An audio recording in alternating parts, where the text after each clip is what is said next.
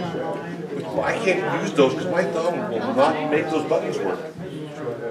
Every time I touch one, 308 starts going off, and then Maybe that's Today we're in Coquille, Oregon, and we're talking with Attorney KrisAnne Hall, and I want to thank you, Chris, for coming out here. It's my pleasure. Thank you.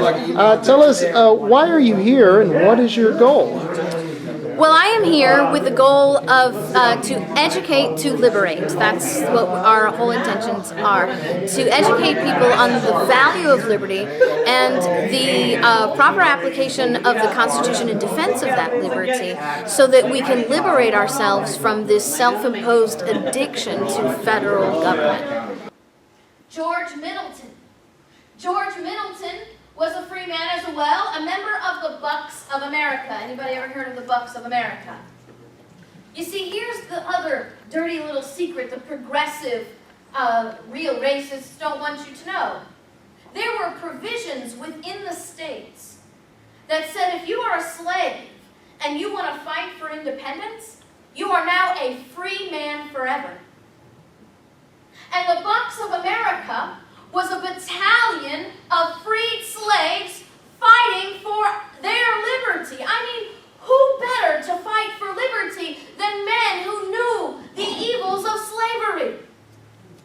Now, you say it's self-imposed, and I would agree with you absolutely 100%. Could you maybe elaborate how, at what point did we become self-imposed to this idea that we can't challenge government? You know, I don't think there's ever a sort of tipping point that's There was no recognizable. watershed, right? Right. So what happens is over time, when government gradually steps outside of its boundaries and we accept that and we become comfortable in that and we become then we become needing of that we can no longer operate without certain governmental provisions, and then we start thinking we can't operate without them, right? How will we run our hospitals without the federal government? How will we educate our children? How will we manage our land? How will we manage our resource? And we don't stop to think when we hear ourselves say these things, that when we say that, what we're really saying is that we are personally incapable of taking care of ourselves. That's what those statements are. We are unable to self-govern. And that's a tragedy, because the greatest gift that the foundation of America gives us is the ability to self-govern. And the greatest condemnation on America is our refusal to self-govern. In many ways, the feminist movement was about empowerment. And what you've described is basically we're not empowering ourselves, we're defeating our own empowerment by giving that power and responsibility to the government, correct? Right, but you see, there's the twisting of words and the misapplication of terms, where the feminist movement being of empowerment was actually in and of itself a slavery to government.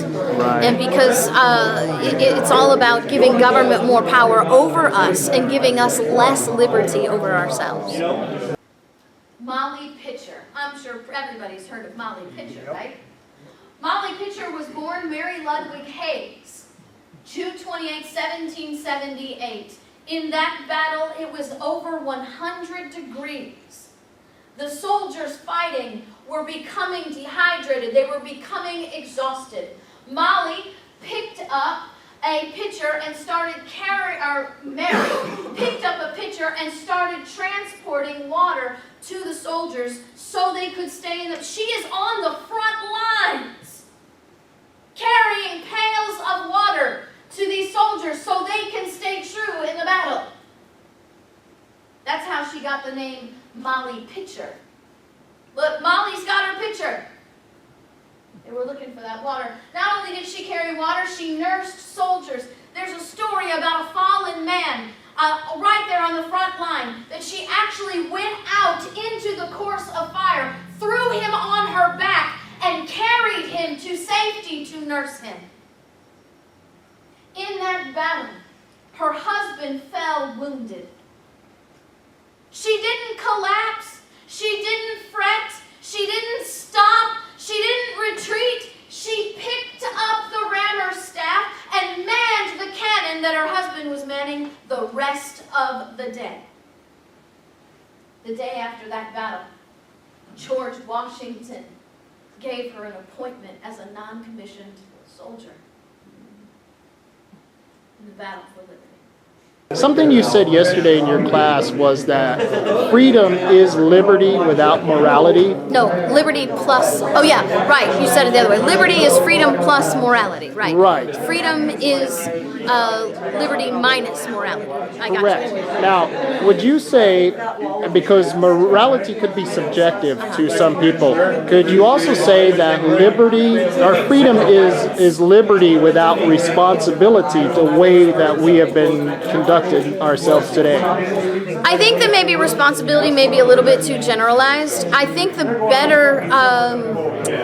better explanation would be simply as John Locke stated, liberty knows no bounds other than you cannot harm another. So I should be at the liberty to do whatever it is that I want to do until my actions, not my words or my thoughts, until my actions actually try to deprive you of your liberty. And I would ask you this: in you're almost with what you're doing around the states right now and around the nation. It's almost like a liberty revival. I don't know if you know. Yeah, I know. And I talk about it. Maybe That's what we're hoping for. maybe you should get a tent and a I background know, singers. right? I think it would be exciting. Yeah, and I'm almost, I'm to the point where I think that's almost what we need is that revival movement. And I would ask you this: do you see at a point in time, because it may not come in our lifetimes, but it may come in your son's lifetime, when that pendulum has swung so far towards government being the answer? Do you think that pendulum is going to swing back just as swift and just as hard in the next couple of generations? I can tell you that there is a cycle to this, because as we learned in the class yesterday, history always repeats. Right. And the repetition of history tells us that as government becomes more powerful, there always comes a time where the people start pushing back. And when the people start pushing back, then the pendulum swings again. And the real value is learning from those mistakes so you don't keep swinging, right? No kidding. So that you actually learn from history how to live in a state of liberty. And that part of the problem in America is that we don't seem capable of handling our own liberty, and so we allow people to make us scared and fear things. And fear is a great controller. So if we can be afraid of something and say, "Oh, do whatever you can to keep us safe," then all of a sudden, we're trading our liberties.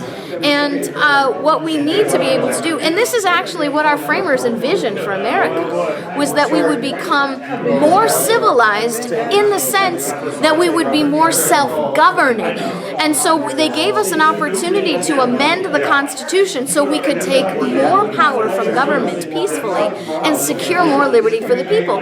I believe they actually prayed, hoped, and envisioned for a day where government would practically be non-existent, and that we were so enlightened that we were able to self-govern and live together peaceably without having to nanny over each other, telling us how to live and how not to live.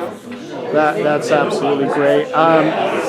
We listen to your classes, and you are a great teacher. You're very inspirational.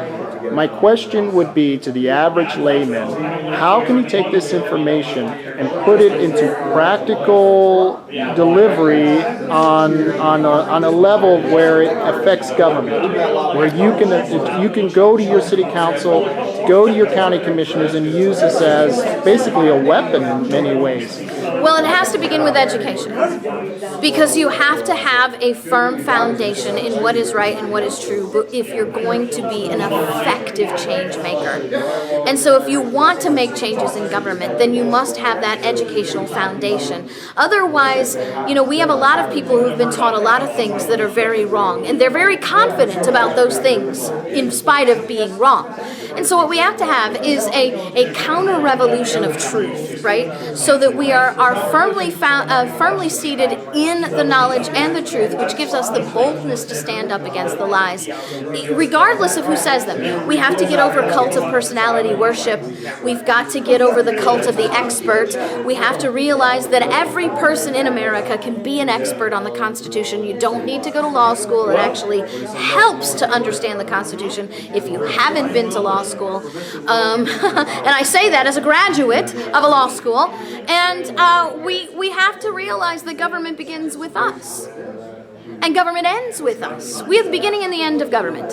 And we have to see these people as servants and subjects rather than masters. So many times we get awed by people in government. We get intimidated by the people in government, when in reality, they should be intimidated by us. And that's never going to happen until we actually get the boldness to change.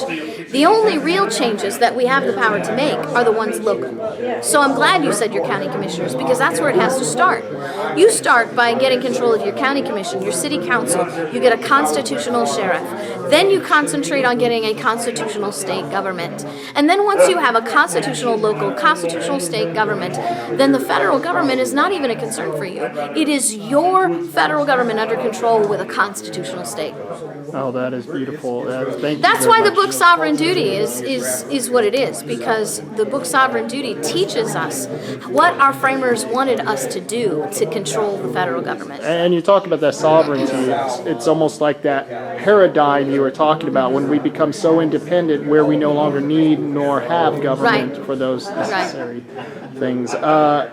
How can we reach you if people want to reach you? Oh, well, I have a website. It's my name, KrisAnneHall.com, KrisAnneHall.com.